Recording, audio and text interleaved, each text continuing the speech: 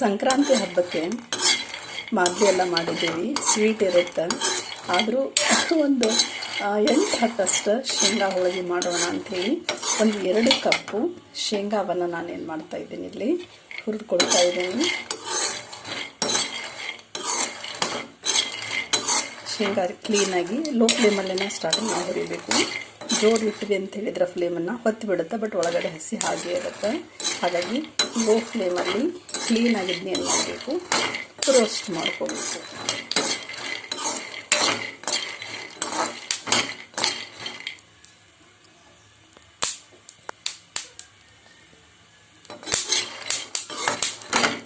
ಕೈ ಆಡಿಸ್ತಾನೆ ಇರಬೇಕಿದು, ಇಲ್ಲಾಂದ್ರೆ ಒಂದೇ ಸೈಡ್ ಏನಾಗ್ಬಿಡುತ್ತೆ, ಹೊತ್ತಿ ಬಿಡುತ್ತೆ.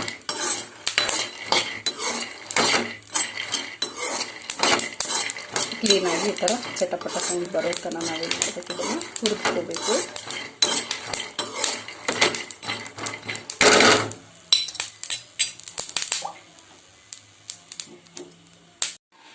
ನಾವೇನು 2 ಕಪ್ಪು ಶೇಂಗಾ ಹುರಿದಿದ್ನೆಲ್ಲ ಅದನ್ನ ಈ ಥರ ಸಿಪ್ಪೆ ಎಲ್ಲ ಬಿಡಿಸ್ಬಿಟ್ಟು ಕ್ಲೀನಾಗಿ ಈ ಥರ ಮಾಡಿಟ್ಕೊಂಡಿದ್ದೀನಿ. 1 ಬೌಲ್ ಬೆಲ್ಲ ಇದೆ, ಜೊತೆಗೆ ಒಂದು 3 ಏಲಕ್ಕಿನ ಸುಲಿದಿಟ್ಟಿದ್ದೀನಿ.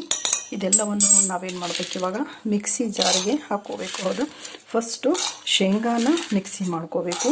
ಇದು ಚೆನ್ನಾಗಿ ಪುಡಿ ಆದಮೇಲೆ ನಾವೇನು ಮಾಡಬೇಕು, ಬೆಲ್ಲವನ್ನು ಸೇರಿಸ್ಬೇಕು. 2 ಒಟ್ಟಿಗೆ ಹಾಕಿಬಿಟ್ವಿ ಅಂತ ಹೇಳಿದ್ರೆ ಏನಾಗಂಗಿಲ್ಲ, ಶೇಂಗಾ ಕ್ಲೀನಾಗಿ ಏನಾಗಂಗಿಲ್ಲ, ಇದು ಪೌಡರ್ ಆಗೋದಿಲ್ಲ. ಹಾಗಾಗಿ ಫಸ್ಟು ಶೇಂಗಾವನ್ನು ನಾನು ಮಿಕ್ಸಿ ಮಾಡ್ಕೋತೀನಿ. ಅದು ಪೌಡ್ರ್ ಆದ ನಂತರ ಬೆಲ್ಲ ಸೇರಿಸ್ಬಿಟ್ಟು ಅದನ್ನು ಮಿಕ್ಸಿ ಮಾಡ್ತೀನಿ.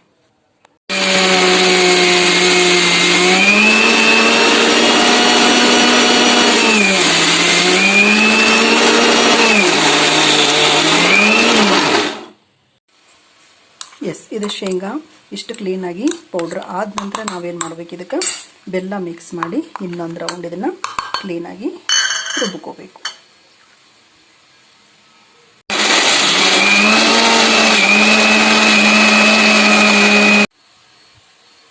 ನೋಡಿ, ಬೆಲ್ಲ ಮಿಕ್ಸ್ ಮಾಡಿದ ನಂತರ ಇಷ್ಟು ಕ್ಲೀನಾಗಿದು ಪೇಸ್ಟ್ ಆದಂಗೆ ಆಗಿದೆ. ಇದನ್ನು ನಾವು ಮತ್ತು ನಾದೋದು ಏನು ಬೇಡ, ಇಷ್ಟು ಚೆನ್ನಾಗಿ ಚಿಕ್ಕ ಚಿಕ್ಕ ಉಂಡೆ ಮಾಡಿ ಇದರಲ್ಲಿ ನಾವು ಏನು ಮೈದಾ ಹಿಟ್ಟದೆಲ್ಲ ಕಲಿಸ್ತಾವಲ್ಲ ಅದರಲ್ಲಿ ಹಾಕಿಬಿಟ್ಟು ಕ್ಲೀನಾಗಿ ಲಟ್ಟಿಸ್ಬೋದು. ಓಕೆ, ಇವಾಗ ಮೈದಾ ಹಿಟ್ಟನ್ನು ನಾದ್ಕೋತೀನಿ. ಎಸ್, ನಮ್ಮದು ಅದು ಶೇಂಗಾದ ಹೂರಣ ರೆಡಿ ಆಯಿತು ಹೋಳಿಗೆ ಮಾಡಲಿಕ್ಕೆ. ಇವಾಗ ಇಲ್ಲಿ 1 ಕಪ್ಪಷ್ಟು ಏನು ಮಾಡಿದ್ದೀನಿ, ಮೈದಾ ಹಿಟ್ಟನ್ನು ಸಾಣಿಸ್ಕೊಂಡಿಟ್ಟಿದ್ದೀನಿ. ಇದಕ್ಕೆ ಒಂದು ಚೂರು ತುಪ್ಪವನ್ನು ಹಾಕ್ಬಿಟ್ಟು ನಾನು ಏನು ಮಾಡ್ತೀನಿ, ಕ್ಲೀನಾಗಿ ಇದನ್ನು ಕಲಿಸ್ಕೊಳ್ತೀನಿ. ಇದು ಸ್ವಲ್ಪ ಭಾಳ ಜಿಗಿ ಬರಬೇಕು, ಹೌದಾ? ಹಾಗಾಗಿ ಒಂದು ಚೂರ ತುಪ್ಪ ಹಾಕಿದ್ದೀನಿ. ಹಾಕಿಬಿಟ್ಟು ಅಗತ್ಯ ಇರುವಷ್ಟು ನೀರು ಹಾಕಿ ನಾನು ಏನು ಮಾಡ್ತೀನಿ, ಇದನ್ನು ಚೆನ್ನಾಗಿ ಕಲಿಸ್ಕೊತೀನಿ. ಈ ಥರ ಕ್ಲೀನಾಗಿ ಇದನ್ನು ಮೈದಾ ಹಿಟ್ಟನ್ನು ಕಾಲಿಸ್ಬಿಟ್ಟು ಒಂದು 5-10 ನಿಮಿಷ ಇದನ್ನು ಏನು ಮಾಡಬೇಕು, ನಾವು ನೆನೆಯಲಿಕ್ಕೆ ಬಿಡಬೇಕು. ತುಂಬ ಚೆನ್ನಾಗಿ ಏನಾಗುತ್ತೆ, ಇದು ನೆನೆಯುತ್ತಾ ಆಮೇಲೆ ನಾವು ಹೋಳಿಗೆ ಮಾಡಲಿಕ್ಕೆ ಏನು ಮಾಡಬೇಕು, ಸ್ಟಾರ್ಟ್ ಮಾಡಬೇಕು. ಶೇಂಗಾ ಹುರಿದು ಬೆಲ್ಲ ಮತ್ತು ಏಲಕ್ಕಿಯನ್ನು ಸೇರಿಸಿ ಮಿಕ್ಸ್ ಮಾಡಿದ್ನೆಲ್ಲ ಅದನ್ನು ಈ ಥರ ಚಿಕ್ಕ ಚಿಕ್ಕದಾಗಿ ಉಂಡೆಗಳನ್ನು ಮಾಡಿಟ್ಕೊಂಡಿದ್ದೀನಿ. ಆ್ಯಕ್ಚುಲಿ ಇವತ್ತು ಅರ್ಜೆಂಟಲ್ಲಿ ಹಬ್ಬಕ್ಕೆ ನೈವೇದ್ಯಕ್ಕೆ ಎಷ್ಟು ಬೇಕು ಅಷ್ಟನ್ನೇ ಮಾಡ್ತಾಯಿದ್ದೀನಿ ನಾನು. ಮತ್ತು ಎಕ್ಸ್ಟ್ರಾ ಬೇಕಂದಾಗ ನಾವೇನು ಮಾಡ್ಬೋದು, ಅದನ್ನು ಮಾಡ್ಕೋಬಹುದು. ಇದು ಒಳಗೆ ತುಂಬಲಿಕ್ಕೆ ಹೂರಣ ರೆಡಿ ಆಯಿತು. ಇನ್ನು ಇದು ಕಣಕ ಮೈದಾ ಹಿಟ್ಟು ಸ್ವಲ್ಪ ತುಪ್ಪ ಹಾಕಿ ನಾದಿಟ್ಕೊಂಡಿದ್ವಲ್ಲ, ಇದನ್ನು ಸಹಿತ ಇಷ್ಟು ನಾನು ರೆಡಿ ಮಾಡಿ ಇಟ್ಕೊಂಡಿದ್ದೀನಿ. ಇವಾಗ ಇದನ್ನು ಒಂಚೂರು ಇಷ್ಟೇನು ಮಾಡಿಕೊಂಡು ಇದರಲ್ಲಿ ನಾವು ಇದನ್ನು ತುಂಬಿಟ್ಟು ಲಟ್ಟಿಸ್ತೀನಿ. ಇವಾಗ ಕೆಲವರು ಲಟ್ಟಿಸ್ಬಿಟ್ಟು ಇದನ್ನು ಏನು ಮಾಡ್ತಾರ, ತುಂಬುತ್ತಾರೆ. ಹೌದಾ? ಲಟ್ಟಿಸ್ಬೇಕಂತಿಲ್ಲ, ಜಸ್ಟ್ ನಾವು ಈ ಥರ ಮಾಡ್ತಾ ಹೋದಾಗ ಕ್ಲೀನಾಗಿ ತುಂಬುತ್ತದು. ಇದನ್ನು ಈ ಥರ ನಾವು ಮುಚ್ಚಿಬಿಟ್ಟು ಎಕ್ಸ್ಟ್ರಾ ಇರೋದನ್ನು ತೆಗಿಬಹುದು. ಹೌದಾ? ಇಲ್ಲ ಅಲ್ಲೇನೂ ಬಿಡ್ಬೋದು. ನಾನು ಎಕ್ಸ್ಟ್ರಾ ಒಂಚೂರು ಏನು ಮಾಡ್ತಾ ಇದ್ದೀನಿ, ಇಲ್ಲೇ ತೆಗಿತಾ ಇದ್ದೀನಿ. ಹೌದಾ? ಇದೇ ಥರ ಎಲ್ಲವನ್ನು ನೀವೇನು ಮಾಡಿ ತುಂಬಿ ರೆಡಿ ಇಟ್ಕೊಂಡು ಇದನ್ನು ಲಟ್ಟಿಸ್ಬೋದು, ಅಥವಾ ಕೈಯನ್ನು ನಾವು ಏನು ಮಾಡ್ಬೋದು, ಜಸ್ಟ್ ಇಷ್ಟೇ ಫ್ರೆಶ್ ಮಾಡಿಬಿಟ್ಟು ನಾವು ಏನು ಮಾಡ್ಬೋದು, ಇದನ್ನು ಹಾಕ್ಬೋದು. ಹೌದಾ? ಪ್ರಾಕ್ಟೀಸ್ ಆದರೆ ಎಲ್ಲದೂ ಏನಾಗುತ್ತೆ, ಚೆನ್ನಾಗಿ ಬರುತ್ತೆ. ಹೌದಾ? ಲಟ್ಸೋ ಅವಶ್ಯಕತೆನೇ ಇಲ್ಲ, ಜಸ್ಟ್ ಇಷ್ಟನ್ನು ನಾವು ಮಾಡಿಬಿಟ್ರೆ ಏನಾಗುತ್ತೆ, ಇದು ಚೆನ್ನಾಗಿ ಬರುತ್ತೆ. ಎಲ್ಲವನ್ನು ನಾವೇನು ಇದನ್ನು ತುಂಬಿಟ್ಟಿದ್ದೇವಲ್ಲ ಎಲ್ಲವನ್ನು ಕ್ಲೀನಾಗಿ ಈ ಥರ ಕೈಲೆಲ್ಲ ಮಾಡಿದ್ರೂ ಸಾಕೋದಕ್ಕೇನು ಮತ್ತು ನಾವು ಲಟ್ಟಿಸೋ ಅವಶ್ಯಕತೆ ಇಲ್ಲ. ನಾನು ಈ ಥರ ಒಂದು ಎಣ್ಣೆ ಕವರಲ್ಲಿ ಹಾಕಿದ್ದೀನಿ. ಹೌದಾ? ಒಂದು ಚೂರು ಎಣ್ಣೆ ಹಚ್ಚಿಬಿಟ್ಟು ಇಷ್ಟು ಮಾಡಿಬಿಟ್ರೆ ಸಾಕಾಗುತ್ತೆ. ನಾನು ಕೆಲವೊಂದಷ್ಟನ್ನು ರೆಡಿ ಮಾಡಿಟ್ಟಿದ್ದೀನಿ. ಹೌದಾ, ನಾನ್ ಸ್ಟಿಕ್ ತವಾಗಿರೋದ್ರಿಂದ ಸ್ವಲ್ಪ ಬೇಗ ಬೇಗ ಆಗುತ್ತೆ. ಹಾಗಾಗಿ ಹಂಚು ಖಾಲಿ ಇರಬಾರ್ದು ಅನ್ನೋದಕ್ಕೆ ನಾನೆಲ್ಲವನ್ನು ಈ ಥರ ಏನು ಮಾಡಿದ್ದೀನಿ ತಟ್ಟಿಟ್ಕೊಂಡ್ಬಿಟ್ಟು ಒಂದೊಂದೇ ಏನು ಮಾಡ್ತಾ ಹೋಗ್ತೇನೆ, ಇವಾಗ ಬೇಯಿಸ್ತಾ ಹೋಗ್ತೇನೆ. ತಾಲಿಪಟ್ಟು ಅದೆಲ್ಲ ಹೀಗೆ ತಟ್ಟು ಮಾಡ್ತಿದ್ರು. ಹೌದಾ, ಅದ್ರ ರುಚಿನೇ ಬೇರೆ ಇರುತ್ತೆ ಕೈಲೇ ಮಾಡಿ ತಟ್ಟಿ ಮಾಡಿರೋದು. ಒಂದೊಂದೇ ನಾವೇನು ಮಾಡ್ತಾ ಹೋಗ್ಬೋದು, ಇವಾಗ ಬೇಯಿಸ್ತಾ ಹೋಗ್ಬೋದು. ಕೆಲವು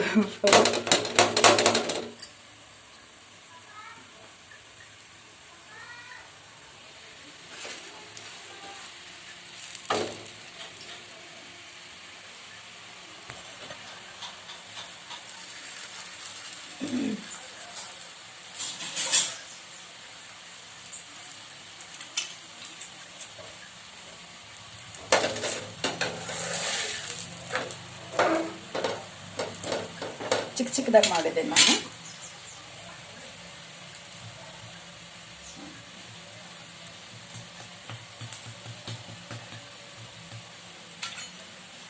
ರುಚಿಗೆ ಒಂದು ಬೇಯೋದ್ರೊಳಗನ ಒಂದು ರೆಡಿ ಆಗುತ್ತೆ, ಏನು ತೊಂದರೆ ಇಲ್ಲ.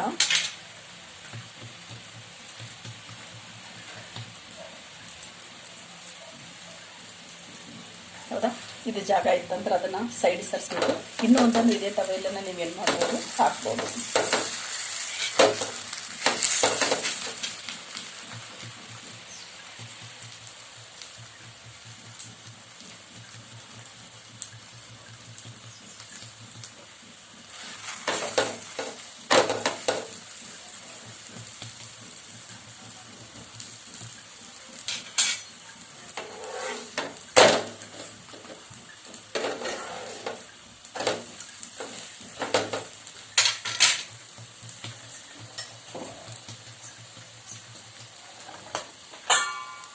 ಒಂಚೂರು ಎಣ್ಣೆ ಹಚ್ಚಿನ ನಾನೇನು ಮಾಡಿದ್ದೆ, ಇದನ್ನೆಲ್ಲನೂ ತಟ್ಟಿದ್ದೆ. ಹಾಗಾಗಿ ಮೇಲೆ ಬೇಕಿದ್ರೆ ಒಂಚೂರು ಎಣ್ಣೆ ಹಾಕ್ಬೋದು, ಇಲ್ಲದೇ ಇದ್ರೆ ನಡೆಯುತ್ತೆ.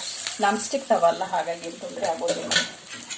ನಾವೇನಾದರೂ ಕಬ್ಬಿಣದ ತವಾದಲ್ಲಿ ಇದನ್ನು ಮಾಡ್ತಾ ಇದ್ದೀವಿ ಅಂತ ಹೇಳಿದ್ರೆ ಏನು ಮಾಡ್ಬೋದು, ಎಣ್ಣೆ ಹಚ್ಚಬೇಕಾಗತ್ತೆ ಅಲ್ಲಿ ಸ್ವಲ್ಪ. ಹೌದು,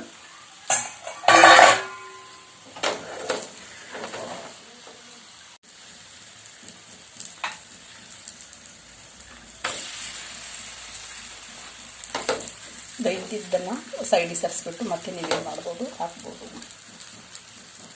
ಚೆನ್ನಾಗಿ ಬೇಯುತ್ತೆ, ತೊಂದರೆ ಇಲ್ಲ.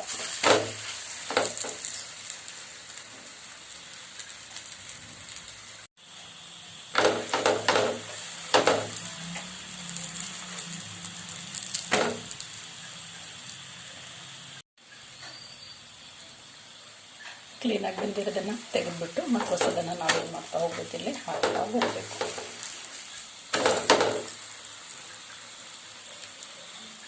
ಆ್ಯಕ್ಚುಲಿ ಮಾದಲಿ ಎಲ್ಲ ಮಾಡಿದ್ದೀನಲ್ಲ, ಇದೇನು ಶೇಂಗಾ ಹೋಳಿಗೆ ಬೇಡ ಅಂತ ಅಂದ್ಕೊಂಡಿದ್ದೆ.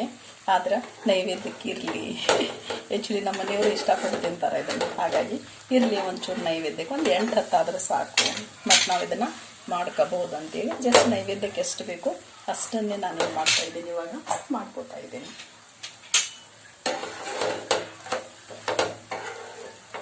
ಇದೇ ಥರ ನೀವೆಷ್ಟು ಮಾಡಿದಿರಲ್ಲ ಎಲ್ಲ ಲಟ್ಟಿಸಿಟ್ಕೊಂಡು ಇದನ್ನು ಬೇಯಿಸ್ಬೋದು. ಇಲ್ಲ ಪಟಾಪಟ ಬಂದು ಬೇಯೋತನ ಇನ್ನೊಂದು ಏನು ಮಾಡ್ಬೋದು, ಈಸಿಯಾಗಿ ನಾವು ಇದನ್ನು ಲಟ್ಟಿಸ್ಕೋಬೋದು. ಹೌದಾ, ಚೆನ್ನಾಗಿ ಒಂದೊಂದ್ಸಲ ಉಬ್ಬಿನ ಬರುತ್ತೆ.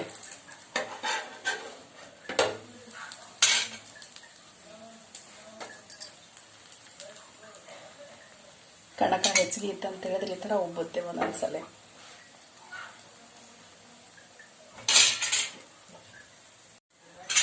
ಹೀಗೆ ಬೇಯಿಸ್ತಾ ಕ್ಲೀನಾಗಿ ಸ್ವಲ್ಪ ಆರಿಡಬೇಕು. ಅದನ್ನು ಒಂಚೂರು ಗಾಳಿಗೆ ಏನಾಗಬೇಕು, ಅದು ಆರಬೇಕು. ಎಲ್ಲವನ್ನು ಒಂದು ಪ್ಲೇಟಿಗೆ ನಾನು ಏನು ಮಾಡ್ತಾ ಇದ್ದೀನಿ, ಇಲ್ಲಿ ಎತ್ತಿಡ್ತಾ ಇದ್ದೀನಿ. ನೋಡಿ, ಇವತ್ತಿನ ನಮ್ಮದು ಶೇಂಗಾ ಹೋಳಿಗೆ ಅರ್ಜೆಂಟಲ್ಲಿ ದಿಢೀರ್ ಪ್ಲ್ಯಾನ್ ಮಾಡಿದ್ದೀನಿ. ಆದರೂ ಇಷ್ಟು ಚೆನ್ನಾಗಿ ಬಂದಿದೆ. ಒಂದೊಂದ್ಸಲ ನಾನು ಸುಮ್ಮನೆ ಒಬ್ಬಳೇ ಆಗ್ತಾನೆ, ಕಷ್ಟ ಆಗುತ್ತೆ ಅಂತ ಬಿಡ್ತಿರ್ತಾನೆ. ಆದರೂ ಇವತ್ತು ಆ್ಯಕ್ಟಿವ್ ಆಗಿ ಮಾಡಿದ್ದೀನಿ ನೋಡಿ. ಹೌದಾ, ಎಲ್ಲ ಶೇಂಗಾ ಹೋಳಿಗೆ ಏನಾಯ್ತು ನಮ್ಮದು ರೆಡಿ ಆಯಿತು. ಗೆಸ್ ಇವತ್ತಿನ ವಿಡಿಯೋ ನಿಮಗೆಲ್ಲ ಇಷ್ಟ ಆಯಿತು ಅಂತ ಭಾವಿಸ್ತಾ, ಆಲ್ಮೋಸ್ಟ್ ಎಲ್ಲರೂ ಶೇಂಗಾ ಹೋಳಿಗೆ ಮನೆಯಲ್ಲಿ ಮಾಡಿದ್ದೀರಿ. ಹೌದಾ, ಎಲ್ಲರಿಗೂ ಸಂಕ್ರಾಂತಿ ಹಬ್ಬದ ಶುಭಾಶಯಗಳನ್ನು ತಿಳಿಸ್ತಾ ಇವತ್ತಿನ ವಿಡಿಯೋನ ಮುಗಿಸ್ತಾ ಇದ್ದೀನಿ. ನೋಡಿರುವ ತಮಗೆಲ್ಲರಿಗೂ ಧನ್ಯವಾದಗಳು. Thank you.